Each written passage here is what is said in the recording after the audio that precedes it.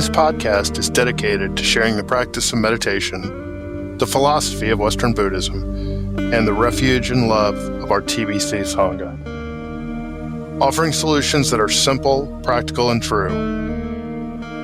We believe happiness and better health are available to all people and for all people. We are here each week to lend wisdom and support to all who are making or considering making this journey. This is Om on the Range.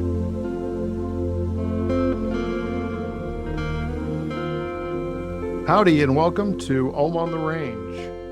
I am slowly embracing the Western aspect of Western Buddhism. Now, this led me to use the word howdy in the intro. I've also noticed that I've started to shop online for cowboy hats. My name is Whit, and I am the co-host of this episode number 11 of Om on the Range. We're very happy to have Mr. Tim Behrens back as co-host as well. Tim, how are you doing? I'm doing real well. I'm glad to be here with you. I'm excited for our conversation today. Yeah, I got a lot of good feedback, mostly about you last time you were on. So try to make us both look good if you can. It's important to me at this point that we acknowledge the key role that you've played. I've said it before, but it's always important to me just to acknowledge that you were so kind and with your time, and so squared away with your advice on how to get this going. You're a major part in why Om on the Range is what it is.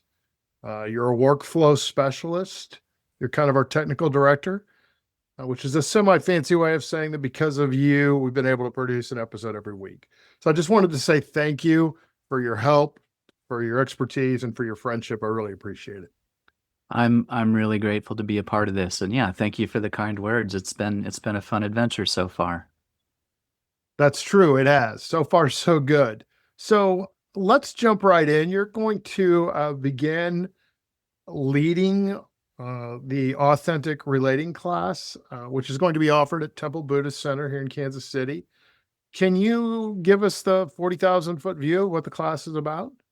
Sure, I would love to. Yeah, and we were on hiatus for the summer. We've been doing it at TBC for, I'm guessing, about a year and a half now. And then we took a couple months off in the summer, so I'm excited to be coming back. The 40,000 foot view. Authentic Relating is, certainly that term is not trademarked in any way, but it's in this particular context, it's related to a series of practices that are intended to help create deeper, more meaningful connections in safer feeling spaces. So we create, we host the container for people to come together and just explore in different ways what it's like to be with each other, to communicate, to lean into our curiosity, to make friendships and new connections. So this may seem like an obvious question, or perhaps even a dumb question, which I've been known to fire away at, but is there a certain reason why this is an important topic to you? Absolutely. I feel like I was a very shy kid growing up, had a lot of self-esteem and insecurity kinds of issues. And as I got older and I got later in life, just realizing how important connection and community really were for me, but I didn't have a lot of the tools that I felt like I needed to feel comfortable in that space. Or at least that was my belief. I think what Authentic Relating has opened up for me is that the things that I was dealing with and moving through are not that different from what so many people move through. It's just that we don't talk about things like social anxiety or insecurities. We're always trying to put our best foot forward. So what is it like when people can share that experience and find out that they're not alone? And that was one of the first experiences that Authentic Relating gave to me. Even just to share the very first event I went to, I found it in 2019. I had just gone through a divorce. I had had a health scare. I was transitioning into jobs. It just felt like my life was kind of falling apart. And I was looking for connection and community. And I found this meetup group for Authentic Relating. And I remember the description said, may involve nonverbal eye contact and deep sharing. And my first response was absolutely not. That is not for me. That just sounds terrible. terrifying. Yeah. And for whatever reason, I got in the car that day and I drove to the event. And I remember there were about 12 or 13 people there. We were all sitting in a circle. And the very first exercise we did was everyone would share two or three words that they came with that day. And, how are you showing up? How are you feeling in this moment? And I remember my words were scared, anxious, nervous. I don't remember exactly, but they were all kind of feeling like I was a little broke for having that much anxiety in me. And then they Right. went around in the circle, and just about everyone that was there had one or two of my words. And so for me, that was a turning point in realizing like there's nothing wrong with me. I'm not broken. I'm having a human experience. And we're Right. also living in a time where I think we are living in an isolation epidemic, even post-COVID, probably even more, where people do want connection, but they don't know where to find it. As an adult, if you're not into bars and loud concerts and busy places, it's hard to meet people. And Right. so for me, this was a new format, a new way of coming together and quickly making friendships and connections. So when you, by the way, thank you for sharing that. But when you started that answer, you were talking about just how you felt and what it was like to maybe be a shy uh, Mhm. child, for example. And it made me wonder, do you think there's a certain amount of suffering an individual has to go through in order to be kind of drawn to Western Buddhism? It's an interesting question. I mean, certainly thinking about Western Buddhism having so many wonderful tools for dealing with those things, right? I mean, it is the human dilemma that we are all finding ourselves in. And as far as authentic relating and how that intersects with it, that idea of one of the tenets is sangha, is community, Right. is to not have to navigate these things alone. Yeah, it just seems like that the tools and the practice and all of the available guidance, all the available wisdom, what it requires or what helps activate it is when someone shows up and brings suffering with them. You know what I mean? It almost like it engages the whole process. And I don't know this for sure, but it seems like most of the people that I have met at through meditation or Western Buddhism or Sangha or all three bring some challenges with them. They went through some things in life, and I think it's not so much that there's a level of suffering you have to hit. I just think that at some point your heart opens and you realize, maybe this suffering is a opportunity. Maybe it is a positive energy, even though I'd like to be rid of it. Mhm. Maybe there's a way to transform that. And so I was just curious, like I said, when you started talking about why this was interesting or important to you, Sure. immediately got off topic. Well, and as I've may have mentioned in the last conversation, I'm on the path currently of working with hypnotherapy, and one of the things that they teach in that is that idea that um, when it comes to our goals and our motivations, some of us are driven by trying to get away from something, and some of us are driven by trying to move into something, move towards something. And I think that's probably true for suffering and connection and all of those things. Like, I know if I had not been in a place of discomfort or struggle, loneliness, whatever that was, I probably would not have gotten in my car to go to that event that day. I just knew that I had come to value myself enough to know that a little bit of discomfort was worth the risk if it meant finding community, finding new friends, finding new connections, things like that. And I feel like that's true for Sangha. And there's some other overlaps as well, which I'd love to dive into, as which is that authentic relating was born from a practice called circling, which is a relational meditation. Um, and circling is a really interesting practice, but it's also very intense. It's not something someone goes and just randomly jumps into. It's something that they probably have been introduced to through other circles. But essentially, what it is people come together. They are literally sitting in a circle, and then they do an inward check-in, a meditation, so to speak, where they're saying, "What is coming up in my experience right now? What am I thinking? What am I feeling? What kinds of thoughts are with me? What did I bring with me into this space? And then once they're really in touch with that, they open their eyes and come into contact with the rest of the room. And that's where it becomes a relational meditation because we try and keep that inward focus, noticing our experience while being in relation with others. So, and it's all very present moment. There's no storytelling. It's people giving voice to what their present moment experience is.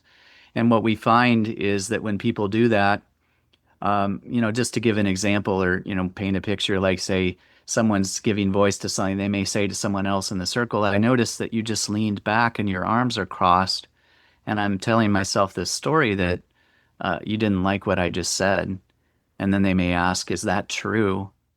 That might not be something you'd say in a regular conversation, but they're checking their assumptions and they're giving voice to what they're noticing around them. And the person may answer, or they may not, or they may say, oh, I was thinking of something else, or I'm just really uncomfortable.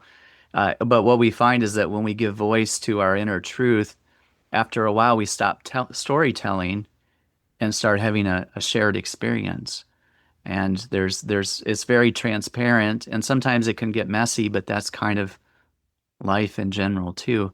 But circling is such an intense practice that authentic relating games were born from that. It's like, how can we find a gentler, more accessible way to introduce these practices to public? And then they created the idea of games.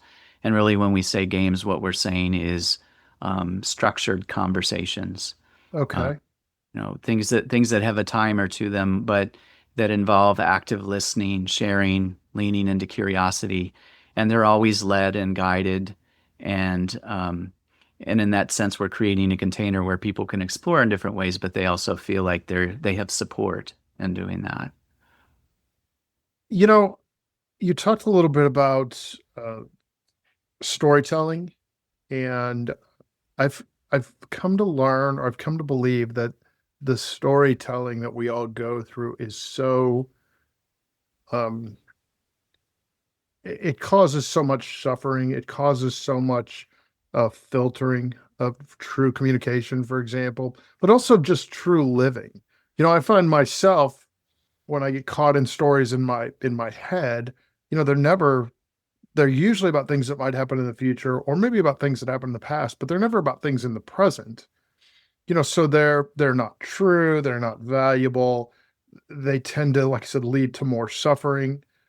I am not someone who tells a bunch of stories about the good things that happen. I tend to focus on the things that scare me or frustrate me or whatever those things might be. But I think it's so interesting and so important that people understand that, hey, we're not asking you to quit telling stories, you know, in your head especially, but what we're asking is just notice what comes up and what's that, what does that feel for you?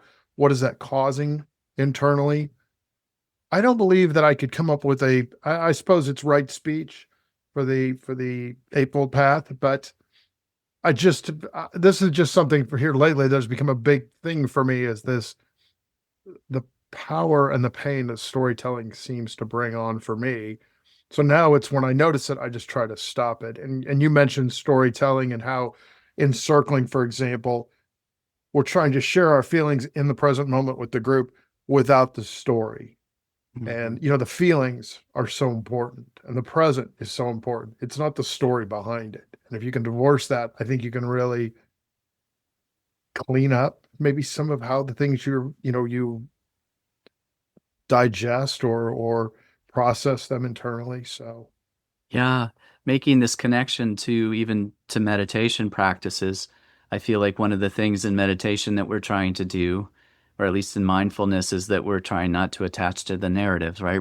We're creating space with a focal point, maybe the breath, where that noise is constantly coming up. We're always telling stories. We're fantastic storytellers. We're narrating in our own head what's happening and what it means and what it probably means for what's coming next or what it means for what came before. Like there's all of these stories that are going on, and when we can create a little bit of distance with them, gently touching them, not trying to push them away, but just acknowledging they're there, but then letting them go and returning to the breath. Eventually, we create enough space that we're more attached to the observer, we're more in the present moment. And in authentic relating events and practices, it's very much tied into that idea of, well, it also stemmed from nonviolent communication, that idea that we want to own the fact that we're telling stories, but we also want to own the fact that we're basing those stories on limited information. Right. Oh, yeah. So when people come into a room, um, or even when we're out walking on the street, we make judgments about people based on what they're wearing, what kind of bumper sticker they have on their car, what they're driving, how they look, how they do their hair, whatever it is. We're making those categorizations and judgments without really knowing the truth of it. So, in the container of an authentic relating event, the invitation is to say, or just to acknowledge that we are telling stories, but to also acknowledge that we can't know the truth of something unless we've actually asked. So one of my favorite tools in those events, or really just in life in general now, is if I'm telling a story, I can bring it up and even start what I'm sharing. I'm telling myself a story that, even to use my last example, I'm telling myself a story that you didn't like what I said because your arms are crossed and you're leaning back, and then following it up with, is that true? Just, Right. I'm owning the fact that I have a narrative. I'm giving it voice, and then I'm giving that person an opportunity to let me know the truth of it. And when you do that, it's amazing the things that you learn. Right. So you're going to be aware of the shorting the shortage of facts in any story that you're putting together. That's step one. You're going to be aware of that, but then you're also going to confirm when you can in the proper Right. setting, if it's appropriate, and maybe confirm is, I mean, I think that's the right word. But even if you don't say anything to someone, even if it's outside a controlled space, just having that thought of, hey, I don't really know the story. Here's what I think I know, but I don't know near enough to really have this all put together. And if I wanted to, if I knew this and this, or if I asked somebody, I might. By the way, I'm sorry about this ramble, but I think it's so interesting that you're taking it from a two-pronged approach. We're Hmm. short on information. We could ask for it if it's appropriate. And a lot of times you don't need to ask. You know what I mean? It's just daily life, and you're better off just being aware and letting it go. But Right. sometimes with people that you love, or that when you're having an important conversation, sometimes you might want to have those skills to ask those questions. And I think a really beautiful thing that can happen, just to look at it from the other angle too, is sometimes we will do exercises where someone will say, share. Like a sentence stem might be, how I want to be seen. And then maybe they talk about that for a couple of minutes. And then they'll follow it up with another sentence stem of how I think I'm seen. And they'll talk about that for a minute. And then the person who they're doing the exercise with, who's been listening through all of that, will then have a few minutes to share how they actually see them. And what happens when we give voice to all of these things, I'm telling a story about how people experience me. To actually have that reflected back can be very beautiful, or it could be a blind spot where maybe you're coming off in a way you didn't expect you were. But it's done in a very safe and gentle kind of way. And often the stories might be um, noticing how compassionate people are, or how creative they are, or finding some kind of really lovely moment that gets shared where, these, as we're bringing these experiences into the room and giving them voice, that we have so much more in common than we would have even guessed. In those containers, it can be a wonderful way to surface things that are quite beautiful and connective. Wow. So, can you describe what a typical class might be like? I know you've hit on a few things, but Yeah. just run through what the agenda looks like. Yeah, I would love to. And it's usually a very similar format. The games can differ quite a bit, but the format is that we would first set the container by going over some different agreements together as a group to make sure that we are all um, aligned in how we're approaching the event. And some of the agreements, like for example, one of them is to respect yourself, which is to say, when someone is in one of these events, we're not trying to make anyone uncomfortable. We want them to take care of themselves, and we want them to own that. So, like, if a game isn't for them, then they want to pass, they should do that. If they need to use a bathroom, get water, they should do that. If they don't feel like it's their place and they don't want to be there, they should do that. And the idea is that if everyone is taking care of themselves, it frees everyone else up to not have to caretake. to not own someone else's experience. And then that opens the way for people to lean into their curiosity more. Like what if you and me were playing a game, I might ask myself, what do I really want to know about you in this moment? And am I making idle chit chat, conversational elevator talk, or is there something that I genuinely am curious about? And if it's that, can I give it voice, trusting that you'll take care of yourself, and if it's too much, you'll pass. Um, the other is just that thinking about it as a meditation, that we do try and stay present and really do a lot of check-ins, and we talk a lot about after the games, we'll talk about impact.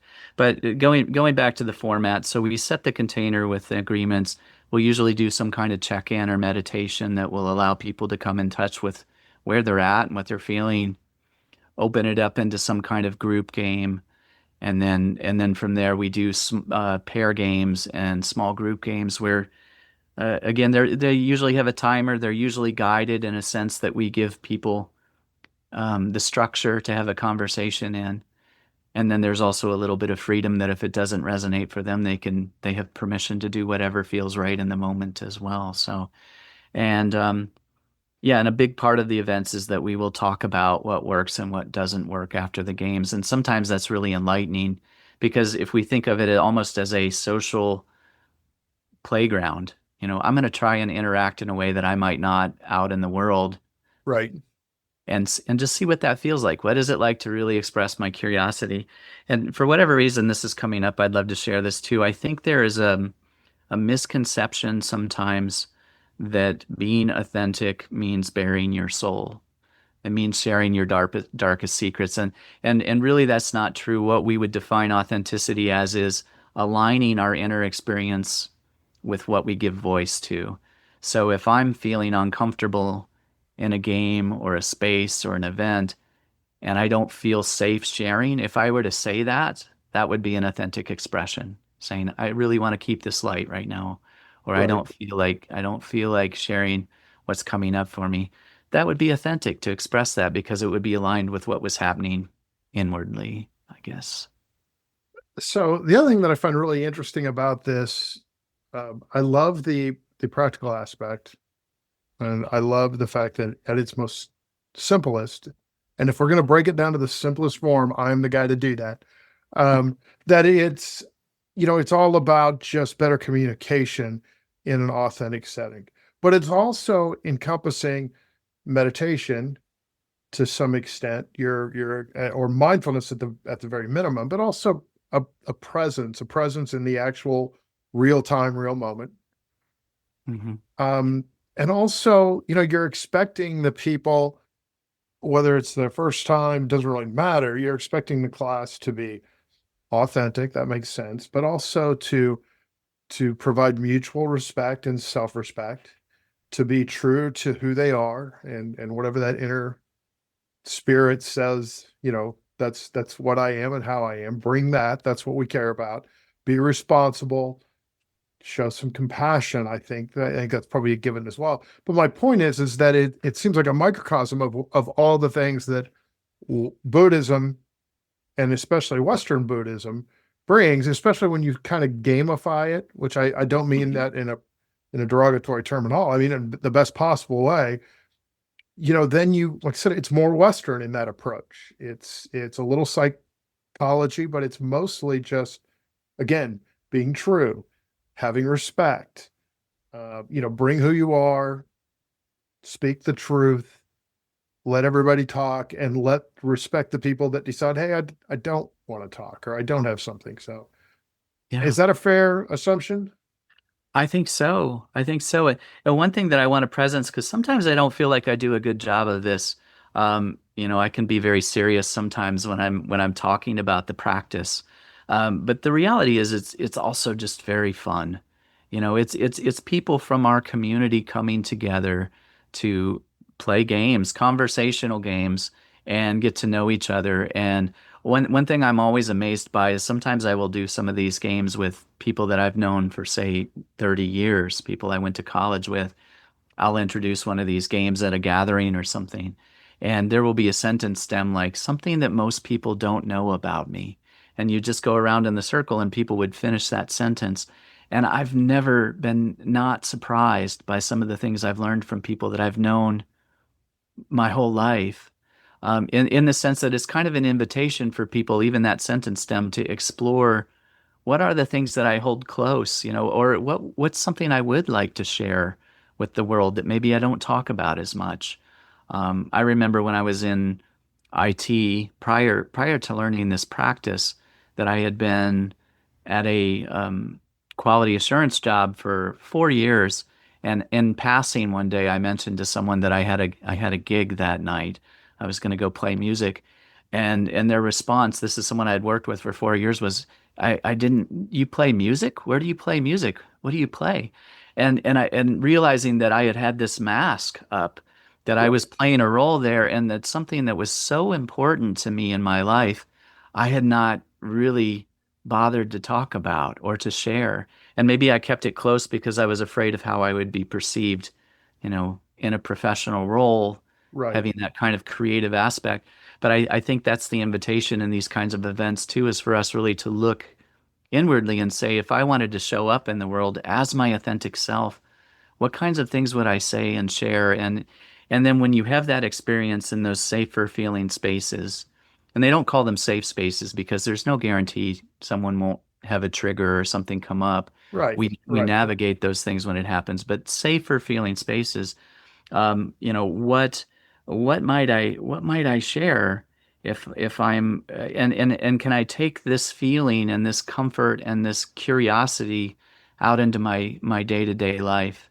What kinds of games, or sentence stems can I use with the people I love or the people I'm meeting on the streets? It's kind of an invitation to express the practice out in the world. And I feel that's similar to meditation too, because we have this practice of silence and returning to the breath and letting go of our narratives while we're sitting very still, in a meditative posture, ideally in a quiet place. But if Right. you do that enough, like exercising a muscle, you find that you can take that practice into the world, and those same principles can actually help you move through the world in a different way. And I feel like authentic relating does that as well. Yeah. So when we started this conversation, I I had that come up for me as well. You were talking a little bit just about I think we were still on the circling and how it was like a practice or what is a Mhm. practice. And it made me wonder, and I believe this to be true, that if you have some sort of practice, whether it be a sitting practice or practicing inside or using beads or whatever it looks like for you, you get to a point in my mind fairly quickly that if you have that, it's transferable to trying other practices as well. Kind of like what you just said, you develop a muscle memory. And so it may be different in that, maybe now we're chanting, or maybe now we're sharing, or whatever it is. Maybe it's walking meditation. But because you've practiced, even at the most basic level, you can settle in and do that. I'm not saying you're an expert. I'm not saying that, that you don't have to go through the lessons to learn it. But I just think that that's so important because some people get caught up in, hey, I can only do it this way. I can only chant. I can only walk, whatever. And it's like, that's not true. It's all Right. about having faith in yourself, understanding that the effort in a noble, responsible, and sincere way is really what this practice is about. So, what are your thoughts on that? Yeah, I agree. You asked me earlier, why is this important to me? And one of the things I think I learned just in those first experiences I had with it was that there is sometimes a payoff for being with our discomfort or leaning into our discomfort. Because after you do something enough, you do start to learn, one, that you're able to move through those things, that you're more resilient and stronger than you thought. With my social anxiety, can I learn to be with it enough that I'm out in the world and making connections? And as I make connections, I'm learning the value of that, and that I'm learning it's worth leaning into that when it comes up because I know what's on the other side. And I think that's true for walking practices, for meditation practices in general. That idea of, like, at least for me, I know when I started doing that, it was very uncomfortable at first. even the idea of sitting with my own thoughts for 5 minutes was challenging. And after I lean into the discomfort of that and I do it day after day, eventually it gets to a point where there's a stillness on the other side. And that stillness can be joyful, it can Yeah. be serene, it can be connective, it can um, set the tone for my day, whatever that is. And I think that's true for all of these practices that when, anything that's new, and we teach this in hypnosis as well, that, anything that's new to the unconscious mind is going to be uncomfortable because it doesn't know. If we don't know what it is, it doesn't know that we can survive it. So we have a natural biologically wired response in us that's going to create a little discomfort to say, this may not be safe. Right. Right. And as we learn resilience, then we can lean into it in different ways and learn that there are lots of experiences out there to be had that are worth that effort, becoming more comfortable with our discomfort. Yeah, I think that also speaks to, especially with the sitting practice, because that's where most of my experience is, getting used to being in that unknown and also getting used to, hey, as I sit here at certain times, certain things are going to come up. And at first, that can be intimidating. It can even be triggering, like you said. But as you develop that space, you also develop this understanding that what comes up is a thought. It has no real value. The experience may certainly have some pain, and you certainly have to be cognizant of maybe I'm not ready for that, or maybe I need more help. That's fine. But in general, I always found it just to be helpful to just say, hey, whatever shows up is welcome here. It's a welcome space. And you get comfortable with the unknown. And so that's such a good reason in my mind to have a practice, because if the unknown doesn't scare you, it leads to less fear in your life. Things that might happen in the future or things that happen in the past just become things, and they don't become quite so horrifying, or they don't induce so much anxiety. So Yeah, I feel like we've all grown up in a culture that has taught us to ask for permission for everything. yeah, Raising your hand to use the bathroom in school or getting hall passes or looking to authority figures to tell you what to do, when to do it, where to, all of these things. And just kind of hearing in what you shared, I mean, we talk about this in authentic relating events as well sometimes, of that idea of like, what is it like when we give ourselves permission to take care of ourselves? yeah, To feel like we have that permission. And it may be like if we're in a moment of discomfort and we're noticing that it's too much, then what can I do to support myself? Maybe it is allowing myself permission to take a break, reevaluate, reach out to someone for support, whatever that is. right. Um, that idea of like, and then when we find a little bit of that autonomy and freedom, especially when it comes to like communication and how we interact with others, it frees up a lot of energy to be in the world in different ways. Yeah, it's very freeing. That's well said. Mm. I agree with you 100% on that. And it's one of the things I try to share when I lead, especially beginning meditation classes or people that are trying to grow practice. Just there's so many benefits. And instead of laying them all out, let's just focus on the fact that, hey, this is a way to be healthier and happier. Let's keep it that simple. And then let's see how that develops for you. Mhm. So we're getting kind of near the end of our time. So I want to ask you a couple of quickies, if you don't mind. What are Sure. some simple ways that folks can be more authentic in their relationships? They don't want to come to your class, but might listen to this podcast. What are we going to tell them in 15 seconds? Yeah, I think one of the things is that, everything starts within, right? This is, and that is the crossover with meditation. So it's like in those moments where we're experiencing discomfort, is there enough space or can we create space to ask, what is happening in my inner world right now? What are my thoughts? What are my feelings? How is it living in my body? Right. Even just cultivating some of that awareness can be the beginning of a connective experience. And then if you give it voice, um, yeah, if you give it voice and you express what's happening to others, we'll find out that sometimes the things that we hold closest or we put up walls around are actually the things that could be most connective because others are having them too. It's just how do we learn to talk about that? And also that question that I shared earlier, if you feel like you're telling a story, you don't know the truth of something, what is it like to express, I'm telling myself a story that this is happening, and asking that person, is that true? It's a magical question. Right. I hope they will. I hope everyone does come to join us. It's a wonderful way to meet people and be in community. And Is the class available online? I am going to be hosting some online classes, not specifically through TBC, but if someone wanted to reach out to me at timbehrens@gmail.com, I'd be glad to put them on the list for that as well. Awesome. Awesome. So it sounds like knowing that the stories, understanding that stories aren't true. Again, that if you're telling yourself a lot of stories, you're probably causing yourself some suffering. We start to understand that we have less suffering, we're less afraid. It's funny how it's always addition by subtraction with Buddhism, in that if you have less fear, it's easier to be more courageous. So with less fear in your life, then you can maybe ask some of these questions if that's appropriate and that's where you need to go. Yeah. So, Tim, thank you for serving as co-host. You're outstanding as always. We appreciate you sharing your wisdom about the class and just about Western Buddhism, meditation. We didn't really hit too much about the Sangha, but everything we talked about is wrapped up in the Sangha. That's exactly what it's supposed to be, is authentic people communicating and sharing and supporting each other. So you're a big part of the Om on the Range effort and an excellent co-host.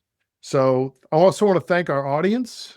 You can find this podcast on Spotify and the TBC Discord channel. You can also leave questions and comments on those platforms, or you can email us at omontherangepodcast@gmail.com. We will be posting to YouTube and additional platforms in the near future. But until next time, this is Om on the Range, wishing you happy trails. Thank you to Mr. Tim Behrens for producing this episode, and thank you to Brad Athey for providing the music.